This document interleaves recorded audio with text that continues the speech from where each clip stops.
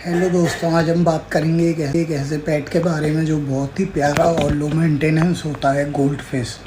अगर आप gold fish रख रहे हो या फिर सोच रहे हो गोल्ड फिश लाने का, तो ये वीडियो आपके लिए है। चलिए स्टार्ट करते हैं। तो सबसे पहला पॉइंट है tank size and tank setup.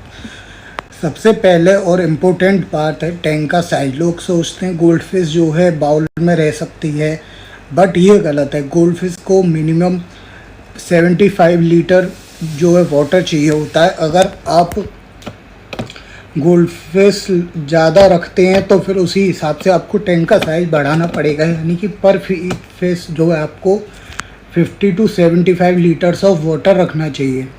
और टैंक में फ़िल्टर होना बहुत ही ज़रूरी है, क्योंकि गोल्ड फिश काफ़ी वेस्ट प्रोड्यूस करती है। स्पंज फ़िल्टर या फिर टॉप फ़िल्टर या कैनिस्टर फ़िल्टर आप यूज कर सकते हैं। ग्रेवल, कुछ प्लांट्स, रियल या फेक हाइडिंग स्पॉट्स भी आप ज़रूर ऐड कर सकते हैं टैंक सेटअप में। अब वाटर कंडीशंस की बात करते हैं। Gold fish cold water fish होती है, तो उन्हें हीटर की ज़रूरत नहीं होती। आइडियल टेम्परेचर गोल्ड फिशेज के लिए आप 20 to 24 डिग्री सेल्सियस रख सकते हैं। पानी का pH नॉर्मल होता है, जैसे कि सभी फिशेज के लिए होता है। न्यूट्रल होना चाहिए 7 to 7.5, और हर हफ्ते आप 25 to 30% वाटर चेंज कर सकते हैं। अगर आपका जो फिश स्टॉक है वो ज़्यादा है तो आप 40 to 50% वाटर चेंज भी कर सकते हैं।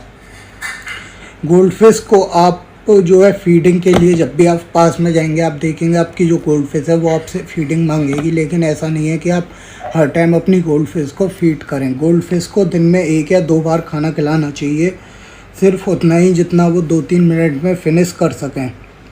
गोल्ड फिशेज को आप फ्लेक्स, पैलेट्स और कभी कभी बैलेंस्ड वेजीज जैसे कि हरी मटर यानी कि पीज छिलका उतार के, या फिर स्पिनच यानी कि पालक भी दे सकते हैं, और देना चाहिए जो, क्योंकि वो उनकी हेल्थ के लिए काफ़ी ज़रूरी होता है।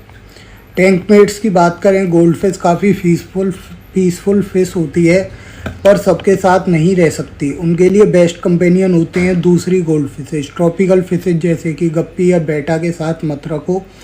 टेम्परेचर और बिहेवियर मैच नहीं करेगा, और साथ ही में आपकी फिशेज के वो फिन भी निप कर सकते हैं। अब आप जो ओवर क्राउडिंग करते हैं तो अपनी फिशेज में अवॉइड करें, उससे फिश को काफ़ी ज़्यादा स्ट्रेस हो सकता है। गोल्ड फिशेज की कुछ कॉमन प्रॉब्लम्स होती हैं, जैसे कि एक यानी कि फंगस इन्फेक्शन होता है। जो एक होता है वो आपको फिश की बॉडी पे दिख जाएगा, या फिर स्विम ब्लैडर प्रॉब्लम जो एक होता है गाइस, वो वाइट स्पॉट्स से आपको पता चल जाएगा कि आपकी फिश के ऊपर अगर आपको वाइट स्पॉट्स दिख रहे हैं तो आप समझ जाइए आपकी फिश को एक प्रॉब्लम है, यानी कि फंगस हुआ है। और swim bladder disease guys, fish जो है आपकी सीधा सीधा नहीं तैर पाती। ये ज़्यादातर ओवर फीडिंग की वजह से होता है, या फिर वाटर की क्वालिटी लो होने की वजह से हो सकता है। और गाइस, आपके गोल्ड फिश टैंक में अमोनिया पॉइजनिंग भी हो सकता है। अगर आप अपना टैंक रेगुलर क्लीन नहीं करते हैं या फिर वीकली वाटर चेंज नहीं करते हैं, तो आपके टैंक में अमोनिया हाइक होना गोल्ड फिश टैंक में बहुत ज़्यादा कॉमन प्रॉब्लम है। इसलिए रिकमेंड किया जाता है कि आप ज़रूर से ज़रूर अपने टैंक का वीकली वाटर चेंज मेंटेनेंस ज़रूर करें। और गोल्ड फिशेज के लिए कुछ लास्ट में मैं आपको टिप्स देना चाहूँगा, जैसे कि वाटर टेस्टिंग करते रहिए।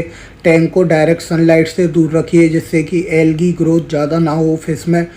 गोल्ड फिशेज गाइज, वैसे तो आप अगर एज की बात करें तो अगर आप काफ़ी अच्छे से रखते हैं तो 10 से 15 साल तक देखा गया है फिशेज काफ़ी अच्छे से रह जाती हैं, लेकिन मोस्टली एक्वेरियम हॉबी में ये नहीं हो पाता है। एक्वेरियम्स में आपकी फिशेज नहीं रह पाती हैं, लेकिन आप उन्हें अच्छे से हैंडल कीजिए।